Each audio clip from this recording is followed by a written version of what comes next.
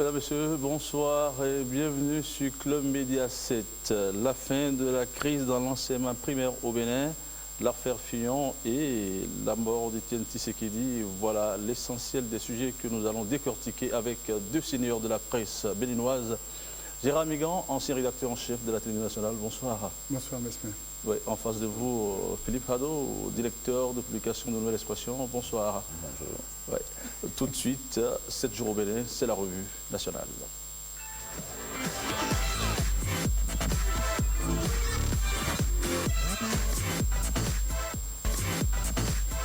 Ils en ont fait leur principal sujet d'analyse et de commentaire dans toutes leurs parutions de la semaine. Les quotidiens béninois ont à leur manière écrit au sujet de la polémique sur l'occupation momentanée des actes par les confessions religieuses pour des raisons de prière et d'adoration. À cet effet, l'événement précis nous apprend que de nouvelles mesures ont été prises par les dirigeants. Il n'y aura plus de chemin de croix des prières musulmanes dans la rue. Une décision à laquelle s'oppose l'Union islamique selon le même quotidien qui précise que deux ministres de la République, à savoir Joseph Diogono de la Justice et Saka Lafia de l'Intérieur, ont donné des clarifications. Le député Ordena Ladati joue au sapeur-pompier, lui, à la une de l'autre quotidien. Il apaise et salue la clairvoyance de l'imam Ligali suite à l'incident de la mosquée de Kadiaon. Même démarche du côté du numéro 2 du gouvernement de la rupture. Abdoulaye Biochane, selon l'événement précis, joue à la médiation. Il donne des assurances contre la fermeté de la communauté musulmane. Et toujours pour décrisper l'ambiance, le chef de l'État, selon Fraternité, a décidé d'échanger avec les imams ce samedi un pas vers le dégel, titre le quotidien de Ménotin. Et parlant de religion, le Progrès nous apprend qu'un conclave est en préparation.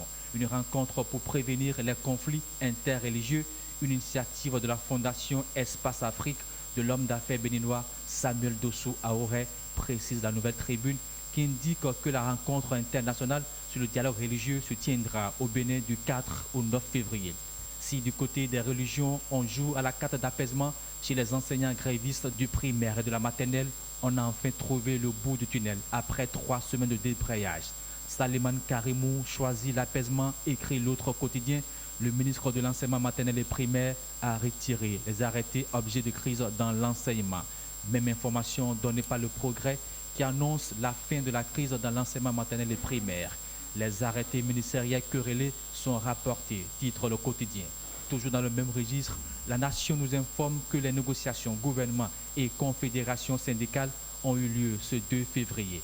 Elles étaient 7 centrales et confédérations qui ont répondu à l'appel du gouvernement. Le quotidien du service public précise que les doléances du secteur de la santé ont été examinées. Et à Fraternité d'ajouter qu'au cours de ce dialogue social, qu'il y a eu de nouvelles exigences des syndicalistes, notamment l'actualisation de leurs revendications. Au niveau des organisations de la société civile, 3 de leurs leaders ont été promus à la faveur du Conseil des ministres du 25 janvier dernier, nous informe le Télégramme. Il s'agit de Joël Ataï Guédégbé, Martin Assogba au Conseil de régulation des marchés publics et Jean-Baptiste Elias, désormais membre de l'autorité nationale de lutte contre la corruption. Une nomination qui, selon le Télégramme, mettra la veille citoyenne sous boisseau. Pour le quotidien Notre Voix, c'est plutôt la fin de la veille citoyenne au Bénin. Merci et bienvenue au Club de la Presse. Merci à vous, William Touki. Philippe Hadot, l'occupation momentanée des espaces publics par les religieux pour raison de prière ou d'adoration est interdite. Et samedi dernier, le président de la République a rencontré les Mahométans avec qui il a échangé. Vous en avez suivi le compte rendu. Peut-on dire que c'est déjà le dégel? Oui, c'est bien possible parce que, en fait, le chef d'État, je crois qu'il a eu la bonne manière. Parce que dans tout cela, c'est la manière qui compte beaucoup. Je crois qu'il a mis toute la forme qu'il faut parce qu'il les a écoutés. Et il n'a pas donné l'impression de fermer définitivement les portes. Puisqu'il a dit qu'il va avoir des mesures d'accompagnement. Il a dit, entre autres, pour ce que j'ai compris, que les débordements ne seront possibles qu'en cas de nécessité. C'est-à-dire que tant que le temple n'est pas rempli, on n'occupe pas systématiquement l'espace public. Peut-on dire que la position gouvernementale n'a pas varié? Oui, mais je crois qu'il ne faut pas être si dogmatique. Moi, j'ai cru comprendre. C'est-à-dire, du côté du chef de l'État, les choses sont moins rigides. sont moins rigides. Puisqu'il a parlé de mesures d'accompagnement et que même à titre personnel, il peut accompagner la communauté musulmane. Je crois que c'est important. C'est important de le souligner. Hein. Parce qu'en plus, vous savez bien, je crois que c'est pas... Enfin, on n'en a pas suffisamment parlé, c'est qu'il y a un recours au niveau de la Cour constitutionnelle qui a été introduit par la communauté musulmane. Alors je crois que tout cela, c'est quand même bien, parce qu'il y a possibilité de dialogue. Hein. Et on sait que, bon, à ce train, non, il va y avoir un compromis. Un compromis, c'est tellement dynamique. Voilà. Peut-on dire que c'était une rencontre conciliante? Non, c'était important. Je crois que d'en arriver là, d'arriver à cette rencontre du chef de l'État avec la communauté musulmane. Et je crois que c'est dans le dialogue qu'on arrive à trouver les voies et moyens pour l'apaisement. Et je crois que dans cette affaire, il y a beaucoup de crispation. Et c'est évident. Quand on veut... Vous savez, la place de la religion, quand même dans la vie sociopolitique de notre pays. Je parle pour l'Église catholique, je parle également pour la communauté islamique, la communauté musulmane. Ces deux communautés ont apporté beaucoup quand même dans le cursus de l'apaisement sociopolitique au Bénin depuis pas mal de décennies. Alors aujourd'hui, c'est vrai, ils ne comprennent pas que le président de la République, dans sa volonté ferme d'opérer des réformes majeures pour l'avancée du pays, pour l'avancée de la République, puisse s'engager dans des réformes comme ça qui heurtent visiblement la vie de ces communautés religieuses. Je crois qu'il faut prendre langue, et c'est ce qui a commencé. Il faut prendre langue, il faut peut-être avoir déjà beaucoup communiqué au préalable. S'il y avait peut-être eu assez de communication avant, aller vers les communautés dont je parlais, religieuses, catholiques et musulmanes, évoquer avec eux la nécessité d'opérer ces réformes et qu'est-ce que ça va apporter comme peut-être heure, apporter comme crispation, eh bien je crois qu'on aurait peut-être pu évoluer positivement vers ce dégagement de l'espace public par les mosquées. Le chef de l'État a bien fait de dire qu'il est prêt à accompagner, notamment la construction de nouvelles mosquées, leur trouver des emplacements adéquats pour de grands espaces pour qu'ils puissent exercer leur foi. Mais il a dit également qu'il y aura des aménagements quand ce sera nécessaire. Voilà, ça veut dire qu'en attendant qu'ils les accompagnent, ils doivent prendre quand même leurs responsabilités. Ils doivent observer les mesures imposées par le gouvernement. Je pense que oui, tout à fait. L'État ne va pas reculer dans une réforme comme ça. L'État ne va quand même pas, disons, reculer pour perdre la face. Vous savez, il faut qu'on arrive à trouver un modus operandi, un modus vivendi dans l'accomplissement de cette réforme pour qu'on aille vers l'apaisement, qu'on décrispe l'ambiance. Oui, peut-on dire que les manifestations qui interviennent en passant au niveau des confessions religieuses seront encore acceptées? Je pense que la mesure s'applique à tout le monde. Hein. Parce que ce que le chef de l'État... À suivre l'intervention du chef de l'État. Ah oui, parce que ce que le chef de l'État a laissé entendre, c'est quoi? D'abord, il a demandé aux musulmans de comprendre, de l'accompagner dans ses réformes. Il a demandé cela. Et il a expliqué surtout que, en fait, de ne pas considérer que l'occupation de l'espace public, que c'est un droit. Cela n'est possible que quand le temple, le lieu de culte est rempli, etc.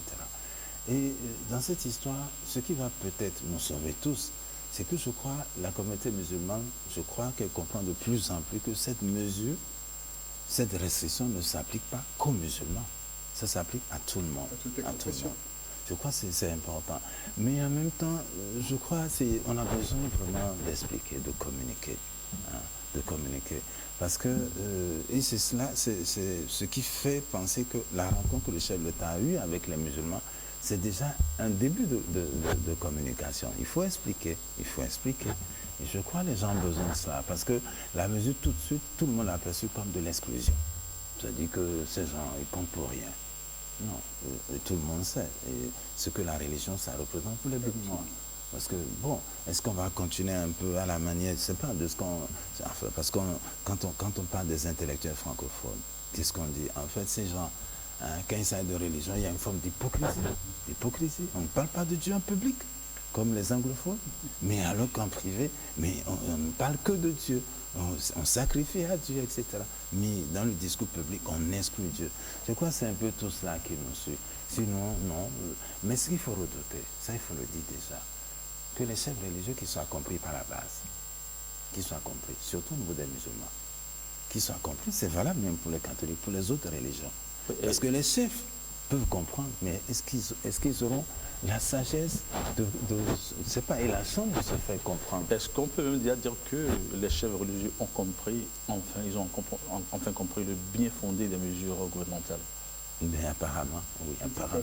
Ils l'ont dit dans les échanges qu'il y a eu avec le chef de l'État, je suppose qu'ils ont reçu le message. Ils ont reçu le message. Ils ont compris que l'État, droit dans ses bottes, veut aller jusqu'au bout de cette réforme. Maintenant, dans un sens où le message sera bien compris par tous, dans la décrispation, dans l'apaisement, pour que cette réforme marche et chacun trouvera son compte. C'est vrai, lorsqu'on veut construire un pays moderne, vous savez, les hommes sont conservateurs par nature.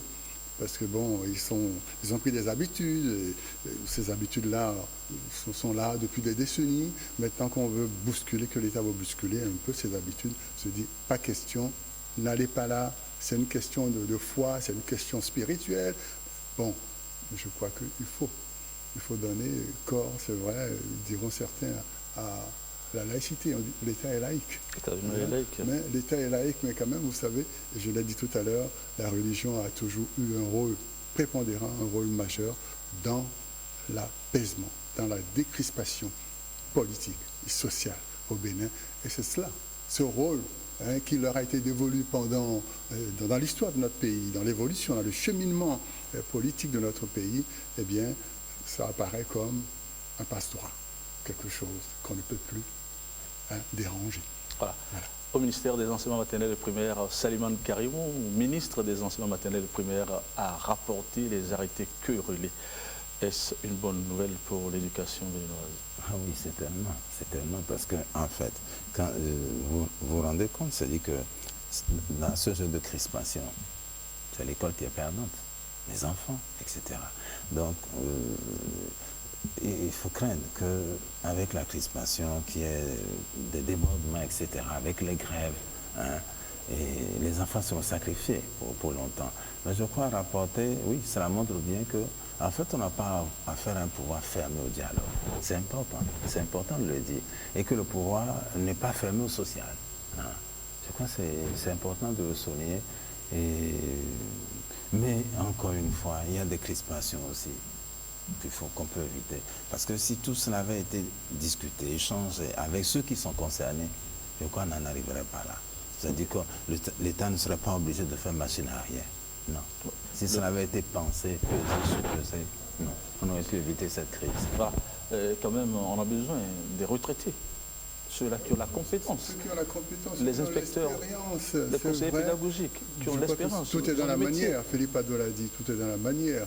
On peut faire passer une pilule, si amère soit-elle, lorsqu'on sait la méthode appropriée d'explication, pour sensibiliser, pour convaincre vos vis-à-vis, leur dire, voilà dans quelle démarche est la nôtre, voilà de quelle manière nous voulons opérer. Et je crois que ça aurait peut-être pu être compris.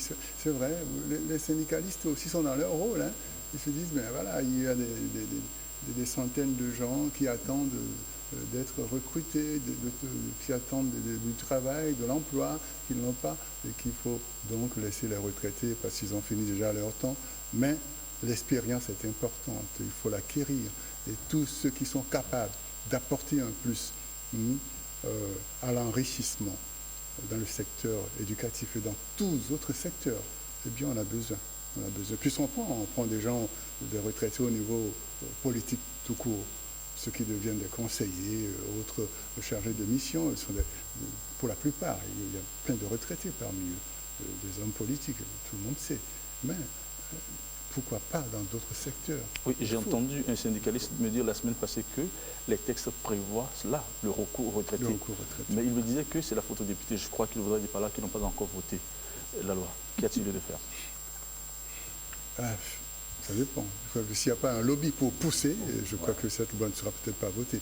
Parce que l'Assemblée elle-même a le dos au mur. Se dit, mais voilà, je l'ai dit tout à l'heure, si on a des problèmes vraiment récurrents, ardus de chômage, de manque d'emploi, de sous-emploi, beaucoup de diplômés qui attendent, alors on se dit, pourquoi aller chercher ceux qui ont déjà fait leur expérience du travail et qui se reposent malgré leur expérience?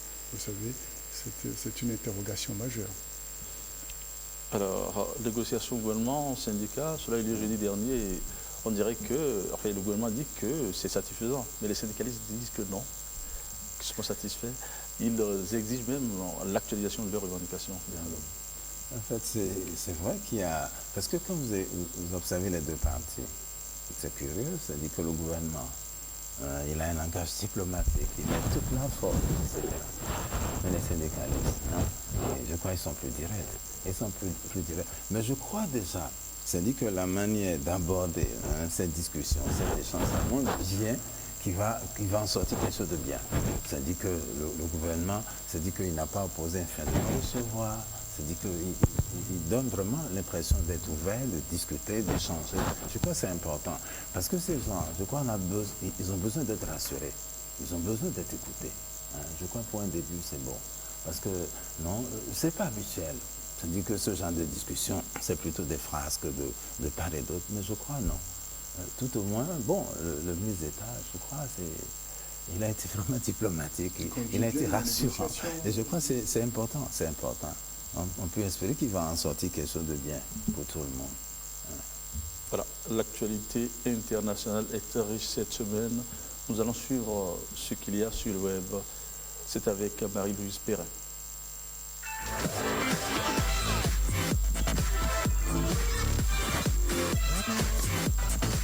Chers amis de Club Média 7, bonjour et merci de rester connectés à la revue du web. Cette semaine, la plupart des publications sur le net parlent de la disparition d'une figure emblématique du monde politique du Congo démocratique. Il s'agit de l'opposant historique congolais Étienne Tshisekedi, qui pour les confrères de RFI est un mythe. Christophe Boisbouvier, journaliste de RFI qu'on ne présente plus, parle de l'illustre disparu en ces termes. Jusqu'à la fin de sa vie, Étienne Tshisekedi a fait peur aux autorités congolaises, car, contrairement aux nombreux augures, sa popularité ne s'est jamais démentie. La raison, une endurance au mal et beaucoup d'entêtement dans sa lutte pour la démocratie.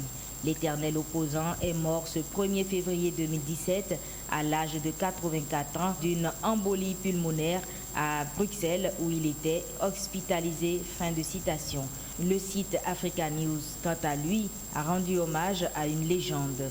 Sans transition en France, hors de nos frontières, les canards du net annoncent une agression à caractère terroriste de militaires près du Louvre, survenue le vendredi dernier.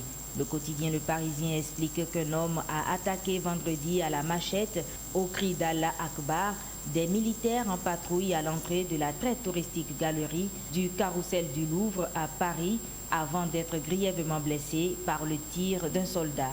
Puis dans un autre registre, plus précisément en politique, l'affaire intitulée Penelope Gate est le sujet principal de l'actualité française depuis une semaine.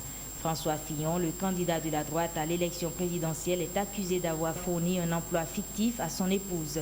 Pénélope Fillon aurait gagné près d'1 million d'euros en ne rien faisant. Selon la publication sur le site de RFI, le candidat de la droite serait fragilisé par l'affaire Pénélope et les critiques au sein de son camp. Mais il n'entend pas abandonner la course à la présidentielle et il l'a fait savoir lors d'une réunion publique à Charleville-Mézières devant environ 1 millier de personnes.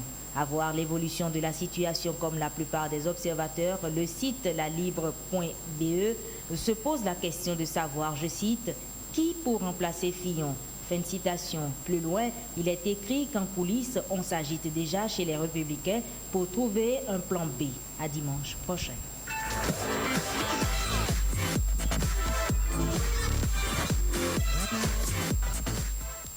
Merci à vous, Marie-Louise Perrin, Gérard Vigan, et Tshisekedi n'est plus. Qu'est-ce que cela vous inspire? Cela ôte certainement quelque chose à la classe politique en RDC. Eh bien, il a été un farouche lutteur. Vraiment, c'est un mythe. Marie-Louise Perrin l'a dit dans la revue de presse, c'est un mythe, Tshisekedi, aux côtés de Mobutu, depuis si longtemps, le combat politique, mais c'est un mythe qui est froid parce qu'il n'a pas pu réellement accomplir sa destinée. Il a été Premier ministre, je crois, de Mobutu pendant la transition. Il a failli être président. Il a failli être président, il ne l'a pas été parce que, vous savez... Sinon, qui s'est autoproclamé président. Bien sûr. Bon, vous savez, c'est un combattant, mais il n'a pas pu accomplir sa destinée. Il y a des destins comme ça, des destins tragiques qui n'arrivent pas à aller jusqu'au bout de leurs idéaux, mais qui la vie finit par dire merci, ça va, le combat est terminé. Maintenant, qui va prendre la relève? On ne sait pas. Voilà. Et quel avenir donc pour l'opposition en RDC? Mais c'est vrai que Tshisekedi, il est parti comme sur la pointe des pieds. Parce qu'il est parti à un moment où les Congolais ont encore besoin de lui. Parce que, souvenez-vous des accords du 31 décembre dernier. Alors, parce que je crois qu'il a été désigné pour le suivi. L'observatoire de la transition. Alors, il est parti. Mais je pense qu'il faut... En ce moment, on se mène des négociations. Où l'opposition est appelée à partager le pouvoir avec l'exécutif, bien sûr. Voilà. Est-ce qu'après cette mort, donc, on peut encore espérer donc, quelque chose pour l'opposition? Je crois que c'est Joseph Kabila qui doit jubiler, parce qu'il se dit, mais voilà, celui qui portait les coups de boutoir avec son parti politique sur l'échiquier politique congolais est parti. Donc il va se dire, maintenant il y aura un petit apaisement, mais maintenant il y a quand même d'autres baroudeurs là. Il y a quand même une chose qu'il ne faut pas perdre dessus, parce que l'opposition de Tshisekedi, elle est pacifique. C'est ça. C'est-à-dire qu'il faut craindre que d'autres viennent pour c'est pas, ruer dans les brancards. Bien sûr. Parce qu'il s'oppose, mais de façon pacifique. Il a toujours insisté. C'est-à-dire qu'il aurait pu raidir sa position parce qu'il est dans la violence. Mais à chaque fois, il est resté droit dans sa logique. Et je crois que c'est important. Parce que ce monsieur, qu'est-ce qu'il montre? C'est pas qu'est-ce qu'il donne comme exemple à l'Afrique? C'est qu'il n'y a pas un âge pour faire l'opposition. C'est-à-dire qu'il aurait pu, ce monsieur aurait pu penser que j'ai pris de l'âge, j'ai besoin de participer, je sais pas, au partage du pouvoir, du gâteau national. Non. Il a quitté d'ailleurs ce qu'on peut appeler la mouvance présidentielle. Au moins, il avait encore le vent en poupe, où il s'est opposé à Mobutu, etc. Donc ce monsieur, il y a plusieurs reprises. Il était là quand même quand on a tué l'opposant... Laurent Désiré Kabila? Non, non, au lendemain des indépendances. Oui, en fait, il a fait... Patrice Lumumba. Il a fait le chemin avec Mobutu. Ça, c'est vrai, c'est indéniable. Mais à un moment donné, il a arrêté. Et je crois que c'est important. Il aurait pu continuer jusqu'à la fin. Je crois que cela montre bien qu'il n'y a pas un âge pour faire l'opposition. C'est-à-dire qu'on peut dire la vérité, proclamer la vérité à tout moment. Il n'y a pas un âge. C'est-à-dire que quand vous vous rendez compte qu'il y a une limite, c'est que vraiment la limite, on l'a atteint. Vous voulez dire qu'il a donné son accord au oui, absolument. de Mobutu. Et après, il a claqué la porte. Bien sûr que oui. Il a claqué la porte définitivement. Définitivement. Je crois que c'est important de le souligner. Il aurait pu rester jusqu'à la fin du pouvoir Mobutu. Et même au-delà, non. Il a dit non et non. C'est-à-dire les compromissions, non. Je crois qu'il en a fait pour un certain temps. Bon, je crois qu'il a été victime, peut-être, c'est ce que Philippe disait, de sa grande sagesse. C'est vrai, je crois que c'est un pays aussi où c'est des gens qui ont cette capacité à ruer dans les brancards, à donner des coups de boutoir, qui arrivent à se faire entendre. On a vu le bref passage de Laurent Désiré Kabila, qui est venu le tombeur du maréchal Mobutu, c'est vrai, qui n'est pas resté longtemps non plus. Bref, je crois que le Congo est peut-être à un tournant de son histoire, il faut le dire, un tournant de son histoire. Je dois dire que c'est un peu la mort aussi du plan politique de Edem Kodjo, quelque part. Parce que ça a abouti, mais visiblement, c'était dans la mésentente des partis politiques congolais qui n'acceptaient pas le trop long délai que Dem Kodjo et son comité ont donné à la transition politique pour faire en sorte que Joseph Kabila quitte le pouvoir, disons, fin 2018 pratiquement. C'était un peu trop long comme schéma. Je crois que ça a été révisé. Je crois que c'est août 2017. Août 2017. Ça a été raccourci. Tant mieux. Maintenant, il faut que Joseph Kabila joue le jeu jusqu'au bout, hein, pour que la démocratie congolaise puisse renaître de ses cendres. Nous allons en France. Pénélope Fillon, soupçonnée d'avoir été employée par son mari comme assistante parlementaire. Et à part elle, il y a également ses enfants. Qu'est-ce qu'on reproche exactement à François Fillon? À François Fillon, on lui reproche d'avoir servi sa famille. Oui, c'est une pratique reconnue. C'est une pratique qui est reconnue. Un parlementaire a le droit, un député français a le droit d'utiliser jusqu'à 5 collaborateurs. Oui, mais la question ici, c'est que on se dit, est-ce qu'elle a fait le boulot, Pénélope Fillon? Est-ce qu'elle a fait réellement le boulot? On ne l'a pas vu en tant que tel dans les coulisses du Parlement, de l'Assemblée nationale française. Et puis, bon, elle va toucher ce pactole, on ne comprend pas. Et puis, les enfants étudiants, ils n'étaient pas encore avocats, qui ont touché 84 000 euros. Bon, en fait, c'est ça, c'est ce combat contre la corruption. Et quand on aspire à une si haute fonction, celle de diriger une république comme la République française, eh bien, il faut veiller à ne pas s'être sali les mains.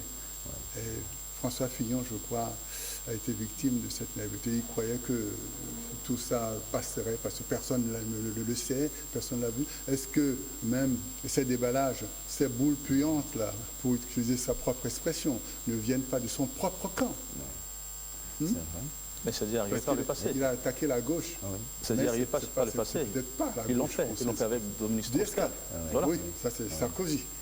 Qui voulait la peau de DSK. Voilà. Oui. Et puis là, la défense de Fillon s'est fissurée. C'est qu'il y a eu la propre déclaration de Mme Fillon. Mme Fillon, un journal qui a menti. Oui, voilà, justement. Elle dit qu'elle n'aura jamais travaillé avec oui, c'est ça. Voilà. Or, le mari dit le contraire. Elle filait sa laine à la maison. Voilà, c'est ça. Bon. Non, et puis dans tout ça, là, c'est que, en fait, Fillon, il a été pris à son propre jeu. Parce que dès le départ, il a dit, est-ce qu'on imagine De Gaulle mis en examen quand il était question de toutes ces affaires autour de Sarkozy. Alors donc, il s'est présenté comme monsieur propre, super propre. Alors donc, ce qui fait qu'en fait, il a attiré le regard sur lui. On a cherché à fouiller, là. C'est pour ça que je m'interroge. Oui, si ces boules puantes ne viennent pas de son propre camp. Voilà. Quel pourrait en être le suite pour François Fillon? Les républicains. Ah mais il faut qu'il sorte. Parce que là, d'abord, il est en baisse dans les sondages déjà. Ça commence à la descente aux enfers. Il n'y a que 32 personnes sur 100 qui sont favorables au maintien de sa candidature. C'est-à-dire pour lui dire, la majorité lui demande de quitter. C'est-à-dire que la présidentielle est finie pour François Fillon? Ah, c'est bien possible. Ah oui, je crois que dans les jours qui viennent, je crois qu'on aura un message fort de sa part pour dire qu'il se retire. D'accord, mais est-ce que la droite a un plan B? Ah, forcément. Il y a toujours un plan B. Il faut prévoir. Puisque Alain Juppé, pour le moment, n'accepte pas. Non, Juppé dit ceci. Il dit, si François Fillon, de sa propre bouche, me dit, allez, je sors, allez, Alain, allez, tu prends la relève. Je crois que c'est cela, c'est ce discours qui est attendu. Juppé aussi, il a le complexe des premiers. Il sait qu'il n'a pas été retenu, donc il vient par là comme roue de secours, le couteau, etc. Non, il ne veut pas être une roue de secours. Alors, mais alors, si la droite, s'il n'y a que cette option, elle va se résoudre.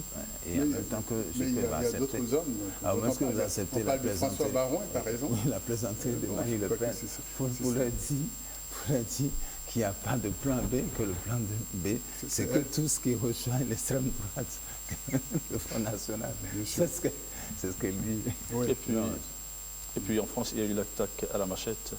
Dites-nous, selon vous, un acte inconscient, débile ou un acte terroriste? Ben bon, forcément, c'est un acte terroriste. Vous savez, le terrorisme... Ça pourrait être un acte inconscient, débile. Non, je ne pense pas. Moi, j'estime que pour attaquer un militaire, en fait, on ne peut pas être seul pour attaquer 3 militaires avec une machette. Ah non, je crois que ça s'est passé au carrousel du Louvre. Oui, tout à Parce fait. que le sieur Abdallah Hamami, l'homme de 29 ans qui a commis cet acte, n'évoluait pas vers le musée de Louvre pour, disons, tuer plus de personnes que ça, ou en blesser. Non, c'est ça. Les militaires, je crois que c'était l'obstacle premier qu'il a rencontré. Et donc, ils ont découvert son jeu, et je crois qu'ils l'ont blessé, ils l'ont arrêté dans sa manœuvre. Mais je pense que le terrorisme, c'est là, hein, c'est de petites actions, des personnes radicalisées, qui sont la plupart jeunes et qui y vont, disons, sans prendre de gants. Ils jouent également sur peut-être cette capacité à se mouvoir dans la foule et à aller attaquer à des endroits où il y a le plus de monde possible. Mais c'est ça. Je crois que François Hollande avait raison quand il dit que la France est en guerre. C'est pas seulement la France, il y a beaucoup de pays dans le monde qui sont en guerre contre le terrorisme. La Turquie, vous voyez tout ce qui se passe là-bas. Hein? Et quand on vient vers l'Afrique, Boko Haram et toutes ces actions, disons, de massacre qui se déroulent, c'est une réalité aujourd'hui dans notre monde, le terrorisme. Que faire? Et puis, oui, regardez, l'empressement des politiques a dit, mais voyez, ça se justifie, la lutte contre le terrorisme. C'est-à-dire que c'est une lutte permanente. Et puis, le président américain Trump a condamné l'acte. Est-ce à dire que les terroristes apportent de l'eau à son moulin? Lui qui interdit l'entrée dans son pays, à certains pays musulmans. C'est une forme de récupération, c'est vrai. Voilà. Oui, c'est de bonne guerre. Donald Trump, il cherche donc de quoi faire accepter ces fameux décrets contre l'immigration. Parce qu'il a du mal à se faire comprendre, à se faire accepter sur les mesures qu'il prend. Et déjà, lui, avec les problèmes qu'il a au plan intérieur, le juge James Roberts et Bob Ferguson qui lui donnent du fil à retordre, c'est ça, qui lui demande seulement de respecter la Constitution des États-Unis, qui est le document maître dans la décision en matière de juridiction, en matière juridictionnelle. Mais je pense que Donald Trump montrera peut-être ses limites d'ici à là par rapport à ces mesures spectacles qu'il prend. Il sera face à la réalité, parce que les États-Unis, c'est quand même un pays de droit, et on ne fait pas ce qu'on veut, même si le Congrès a la majorité républicaine. Et puis l'Union africaine enregistre un nouvel adhérent. Le Maroc est de retour. Ah oui, c'est vrai. Je crois que c'est une bonne chose. Le roi même m'a dit que c'est bien de revenir ce soir, etc. C'est émouvant. Mais dans tous les cas, on se demande mais pourquoi avoir été absent pendant tant d'années. Alors, parce qu'ils rentrent, c'est-à-dire que le Maroc a repris sa place. Alors contre quoi? Je crois que le Maroc à un moment donné s'est senti seul. Bien sûr. Seul.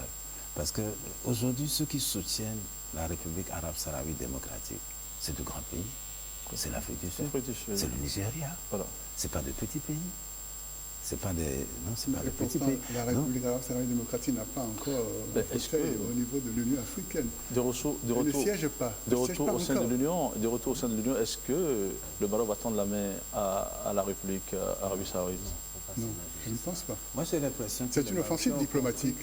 Moi, j'ai l'impression que les Marocains ont compris qu'ils avaient tort de penser gagner de l'extérieur. Ils vont mener la lutte de l'intérieur maintenant pour chercher à bouter dehors la République arabe sahraoui démocratique.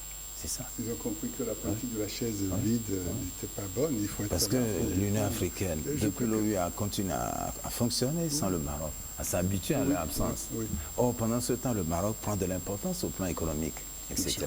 Et il y a besoin d'autres cas de discussion. Oui, et ça veut dire aussi, parlant du plan économique, que le Maroc cherche aussi à revenir en Afrique, par les liens de coopération économique, parce qu'il a des choses à faire avec les pays africains.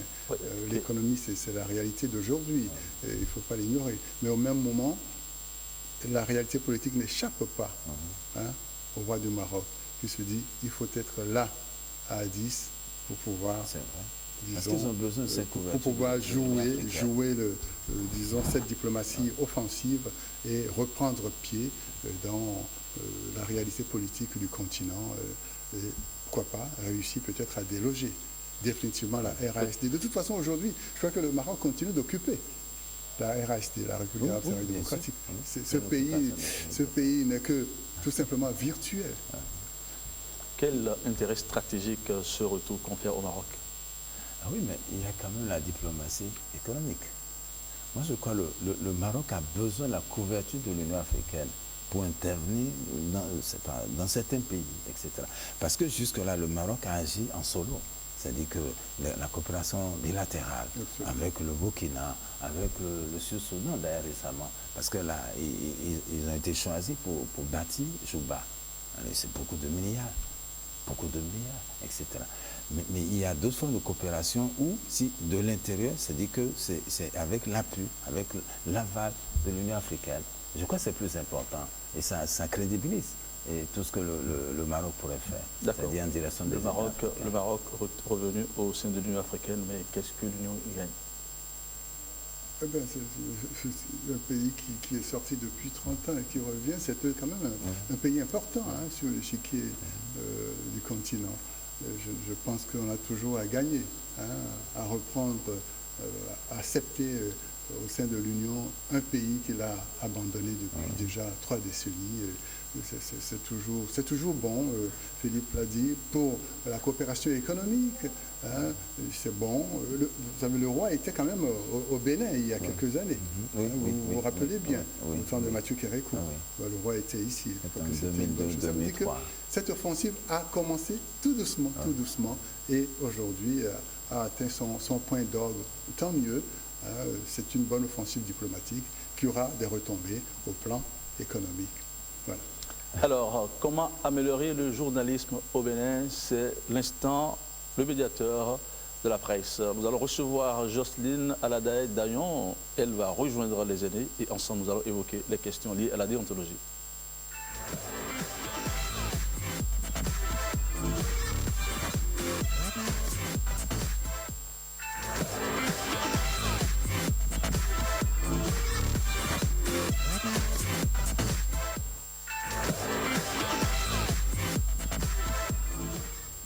Jocelyne, bonsoir.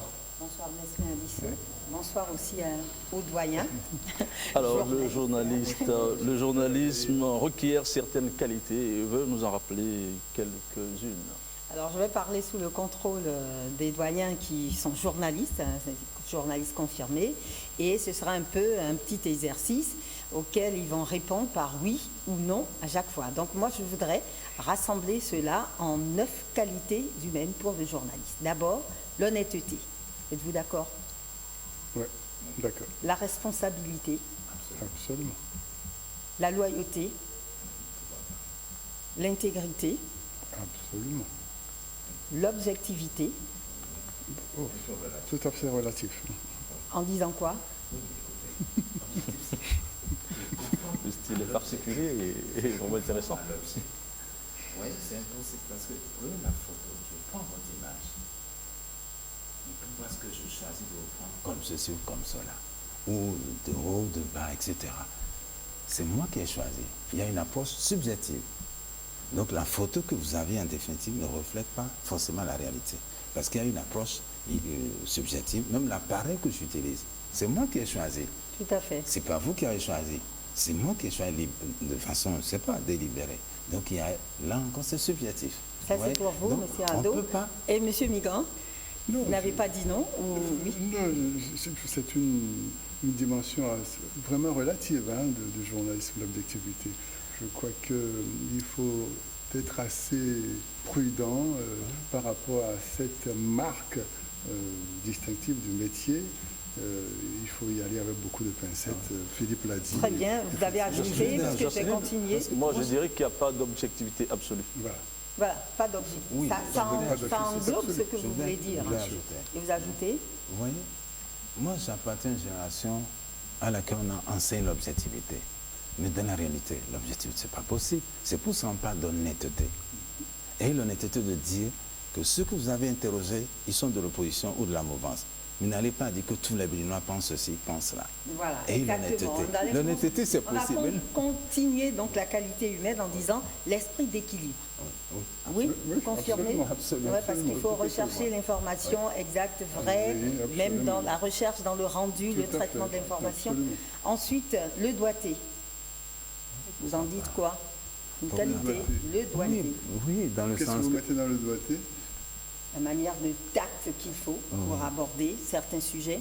Bon, si on le prend dans le sens d'une certaine élégance, parce que c'est un métier d'art. Tout à fait. Voilà, oui. Donc le doigté. La bonne foi. Ah oui, Ah oui, ah oui, tout à fait. ah oui, surtout. Confirmé. Absolument.